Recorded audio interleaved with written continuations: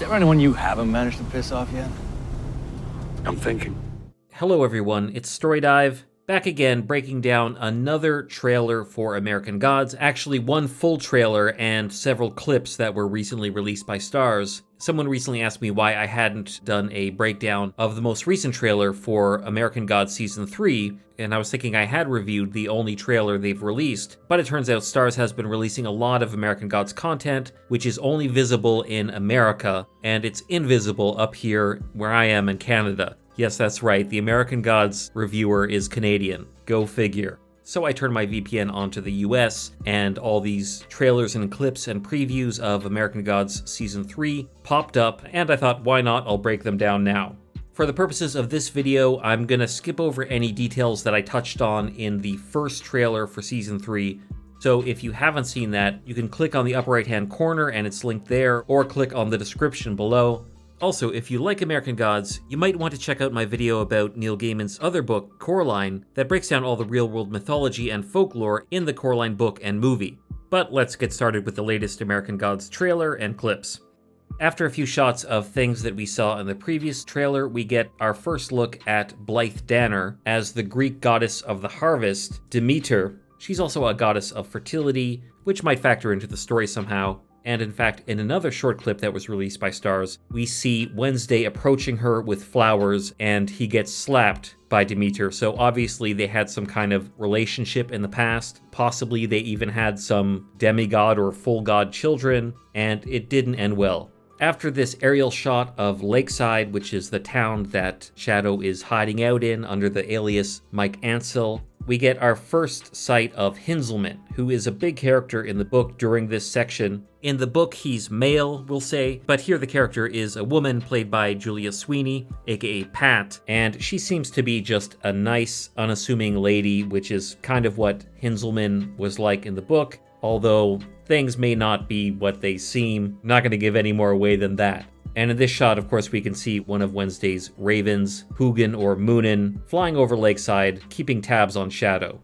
In this shot, we can see what's called the Clunker, which is an old car that they put on the lake, and people make bets on it as to when the ice will break and it'll fall into the lake. Apparently, this was something that Neil Gaiman actually saw in a small American town, and he had to include it in his book.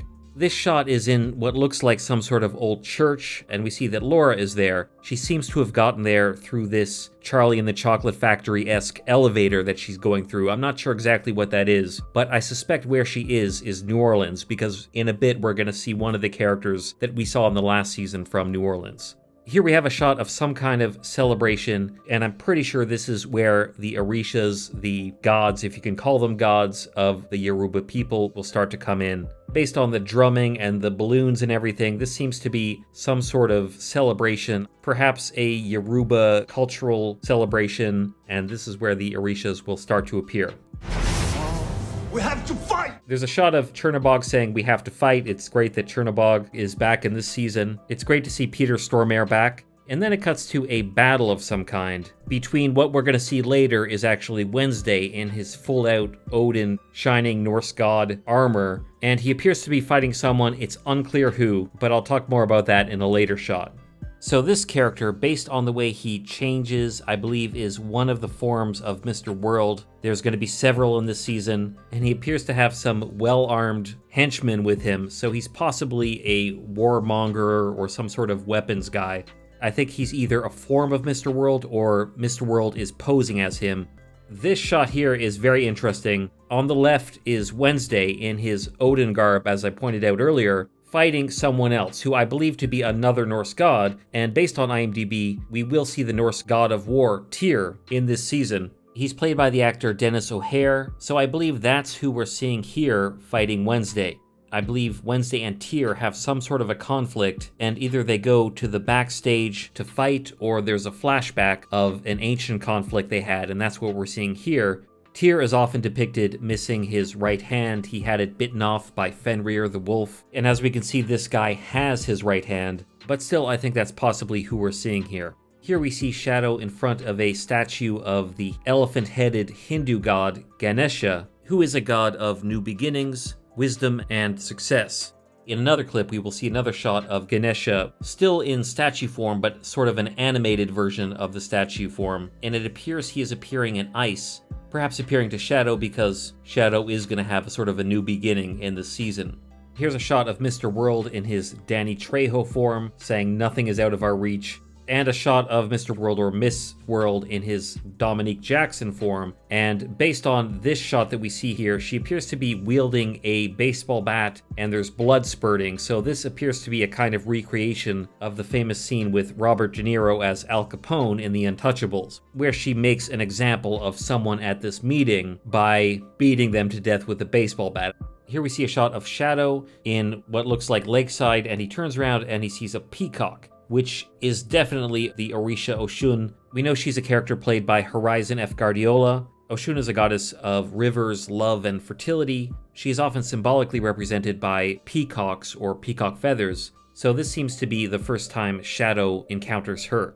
In this shot, we can see Laura, and who I'm very sure is Liam Doyle, who is a new Leprechaun character that we'll be introduced to in the season, played by the Ramsay Bolton guy, Ewan Ryan. And as we can see, they are transporting Odin's spear, Gungnir. At the end of the last season, Sweeney, of course, deposited Gungnir into his leprechaun's treasure, the Hoard. So evidently Laura has enlisted the help of this other leprechaun to get back to the Hoard. She now has the spear, and she's about to make it very clear why she's going to use it. What do you plan to do with that? I'm gonna kill Wednesday. The only way she can kill a god is with one of his own weapons. In my previous trailer breakdown, I asked people what was written on Mad Sweeney's head, and a lot of people agreed that it's something like, "Get spear, kill Odin," a message for Sweeney when he wakes up. An interesting shot of Selim on what appears to be a stage of some kind, and I'm not exactly sure what's going on here, but I have a theory that I'll get back to you later. Here we have a shot of Bilquis coming out of what appears to be a pool, and later we also see her using some water ability, which I didn't know she had, and I'm pretty sure she is able to do that by channeling the Orishas. Maybe someone like Oshun, who is connected to rivers and using her power to somehow manipulate water. I have been feeling a certain degree of hostility. In this shot we see Technical Boy 2.0. It appears he has killed some of the spooks, Mr. World's henchmen, at least that's what I think it is. In this shot, we can see what appears to be a congregation of some sort during slavery era in, I'm assuming, America, because it's American Gods. And what I think this is a Coming to America story written by Mr. Ibis, recounting the arrival of the Orishas in the Americas. The Orishas, or the worship of them, was transported to North and South America through the slave trade, and here we see one of the Orishas, Wale, playing the Orisha thunder god Chongo. This shot seems to be Mr. Wednesday's new assistant Cordelia, wearing a disguise of some sort in order to pull off probably some kind of heist that he's asked her to do. And a shot of Technical Boy 2.0, running for his life, it seems. From who or what, I'm not sure.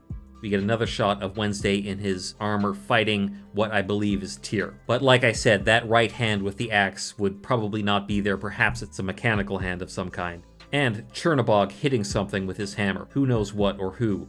Another shot from the celebration I think we saw earlier, which will lead into the introduction of the Orishas.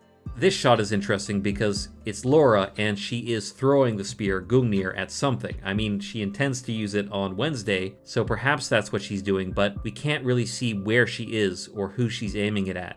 Shadow is surrounded by figures in the snow, and I believe this might be his ancestors. He is greeted by his ancestors, and that is his introduction to the Orishas.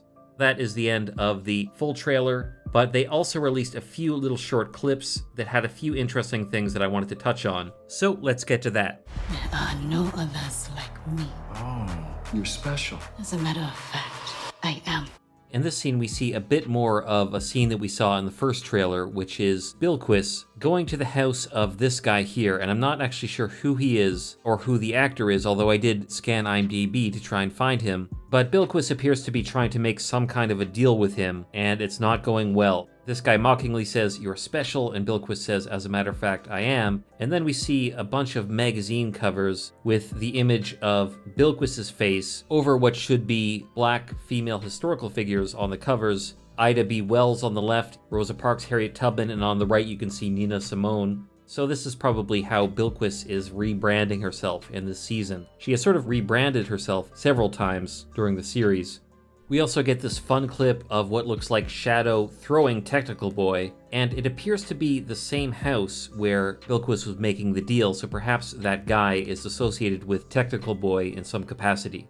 This shot we see of Oshun, and like I said, she has the peacock feathers in front of her and is holding a dagger. There's someone opposite her also holding a dagger, but I don't think it's a fight, I think it's a ritual dance. In this separate clip, we can see Bilquis in that same house drawing peacock feathers, the symbol of Oshun, and from within it she takes a hook, which I think she's going to use on that guy. So perhaps she's channeling Oshun there. In my first trailer breakdown, I speculated that this scene was a coming to America story for the goddess Demeter, and now I'm even more sure that's what it is. I believe the little doll on the right is an effigy or fetish that is being used to call on the favor of the goddess of the harvest to kind of help this farm. In this scene, in another clip, we can actually see Demeter here, and she appears to be blessing this woman. As you can see behind her, the wheat stalks are growing.